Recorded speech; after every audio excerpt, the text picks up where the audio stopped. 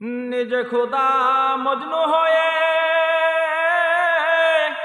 দস্তি করলেন জারি সাথে, মনের সাথে মন মিলাইয়া দেখ না চেয়ে কলমাতে।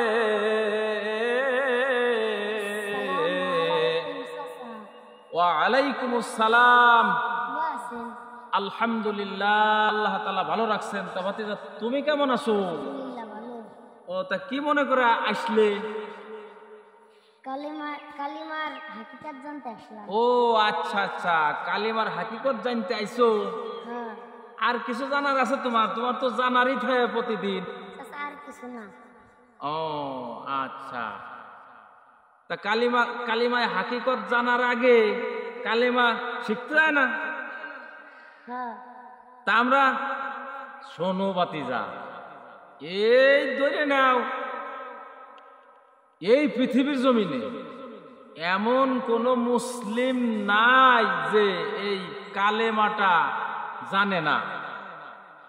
তার মানে বোঝা গেল যে তামাম পৃথিবীর মধ্যে সমস্ত মুসলিমরাই এই বাক্যটা, এই কালিমাটা জানে। কিন্তু এর যে একটা ওজন, এর যে কি ওয়েট, এর যে কি হাকিকত, এইটা আমরা এখনো বুঝে উঠতে পারি না। বুঝতে পারিস? এই যে ধরে নাও, আমার দাদা মুসলমান ছিল, তার দাদা মুসলমান ছিল, আমার বাবা মুসলমান ছিল, এরপরে আমি মুসলমান। ওই পৈতৃক সূত্রে আমরা সবাই মুসলমান। বুঝতে পারিস? যাই হোক, তুমি যখন আইসিছো কালিমা শেখার জন্য, তাইলে শেখো। তা কালিমা লা ইলাহা ইল্লাল্লাহু মুহাম্মাদুর রাসূলুল্লাহ সাল্লাল্লাহু আলাইহি ওয়াসাল্লাম, তাই কালিমাটা হলো, এর অর্থ জানতে হবে না? তা কালিমার অর্থ হলো যে লা ইলাহা ইল্লাল্লাহ, আল্লাহ বাদে আর কোনো মাবুদ নাই। আর হযরত মুহাম্মদ মুস্তাফা সাল্লাল্লাহু আলাইহি ওয়াসাল্লাম আল্লাহ কেমন অন্তরের থেকে বিশ্বাস করতে হবে, জবানে দিলে সমস্ত ক্ষেত্রে বিশ্বাস করতে হবে। এর নাম ইয়াকিন আর ইখলাস।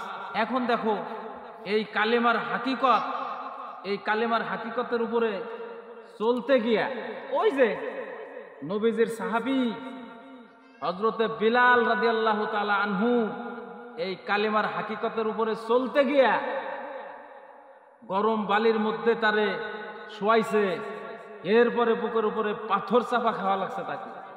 এই যে নবীজির চাচা বীরে আমির হামজা রাদিয়াল্লাহু তাআলা আনহু, সে এই কালেমার হাকিকতের উপরে অটল থাইকা শাহাদাত বরণ করেছে।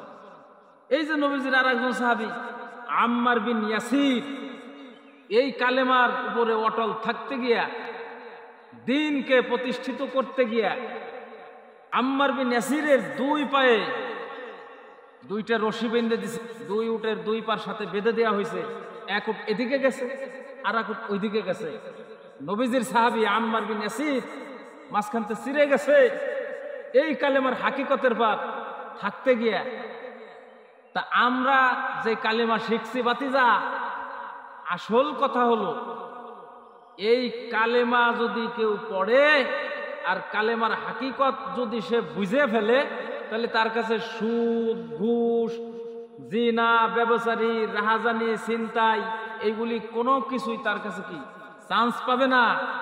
আর একটা বিষয়, এই কালিমায় হাকিকতের অর্থ হলো দিন জিন্দা করা। ওই যে তাইফের ময়দানে রাসূলুল্লাহ সাল্লাল্লাহু আলাইহি ওয়াসাল্লামের গায়ে পাথর মারছে, তো কালেমার জন্যই তো মারছে নাকি? আর আমরা এমন কালেমা পড়েছি, ওই যে ওই যে ওই যে পৈতৃক সূত্রে আমরা যে মুসলমান, দাদাই মুসলমান ছিল, মুসলমান বাবাই মুসলমান ছিল, আমিও মুসলমান। আর আমরা কালেমা পড়ার কারণে আমাদেরকে কি জিলাপি দেয়, যেহেনে যায় সেহেনে ভালো ভালো খাবারের ব্যবস্থা। তার মানে আমার কালেমা পড়া এখনো কি হয় নাই বিশ্বাসের সাথে। শুধু তা নাই, কালেমার উপর থাইকা জীবনও যদি চলে যায় তাহলে আল্লাহর কাছে জান্নাত পাওয়া যাবে। বুঝতে পারছো যে আমরা কালেমা পড়ি মুখে, অন্তর দিয়ে আমরা সেইভাবে বিশ্বাস আর একিন করতে পারি না, যা বা বিশ্বাস করি ওই আদাবিদা আদাবিদা। কিন্তু কালেমার হাকিকত হলো, যেমন এই বাংলার জমিনে এখন এই কালেমার পতাকা উড্ডীন করতে হবে, এই বাংলার জমিনে এখন কালেমার দাওয়াত ঘরে ঘরে পৌঁছে দিতে হবে।